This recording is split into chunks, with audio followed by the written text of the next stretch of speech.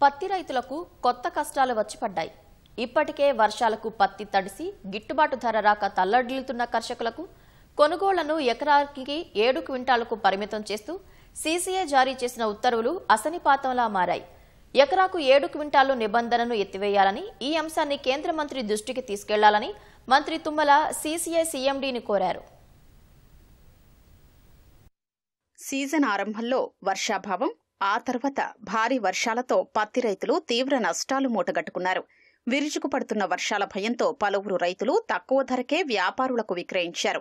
ఈ పరిస్థితుల్లో ఎట్టకేలకు అక్టోబర్ 22 నుంచి కొనుగోలు కేంద్రాలు ప్రారంభమయ్యాయి. 188 కొనుగోలు కేంద్రాల్ని సీసీఐ ప్రారంభించగా రైతులు ఇప్పుడిప్పుడే కేంద్రాలకు పత్తిని తరలిస్తున్నారు.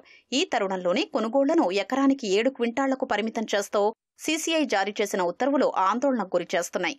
రాష్ట్రంలో 45.32 లక్షల ఎకరాల్లో పత్తి సాగైంది. ఎకరాకు సగటున 11.74 క్వింటాళ్ల చొప్పున పత్తి దిగుబడి వస్తుందని వ్యవసాయ శాఖ ఇచ్చిన నివేదికకు అనుగుణంగా 12 క్వింటాళ్ల చొప్పున సీసీఐ కొనుగోళ్లను ప్రారంభించింది.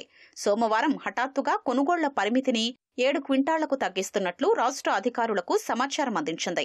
దీనిపై అధికారులు వివరణ కోరగా దేశవ్యాప్తంగా వివిధ రాష్ట్రాల్లో పత్తి సాగు, సగటు దిగుబడిపై కేంద్ర ఆర్థిక గణాంక శాఖ డైరెక్టరేట్ నివేదిక ఇచ్చిందని తెలిపింది. తెలంగాణలోనూ ఈ సీజన్లో ఎకరాకు 7 టన్నుల దిగుబడి వస్తుందని సమాచారమిచ్చిందని, అందుకే ఆ మేరకే కొనుగోళ్లకు అనుమతించామని తెలిపారు. రాష్ట్రంలో 24.12 లక్షల మంది రైతులు పత్తి సాగు చేయగా ఇందులో 70% మంది 3 ఎకరాల వరకు ఉన్న చిన్న సన్నకారు రైతులే. వీరిపై ఈ కొత్త నిబంధనల ప్రభావం అధికంగా ఉండనుంది. ఇప్పటి వరకు 7,705 మంది రైతుల నుంచి 119.89 కోట్ల విలువైన 15,229 టన్నుల పత్తిని మాత్రమే సీసీఐ కొనుగోలు చేసింది. సోమవారం 10,434 టన్నులు కొనగా కొత్త నిబంధన అమల్లోకొచ్చాక మంగళవారం 4,795 టన్నులు మాత్రమే కొన్నారు.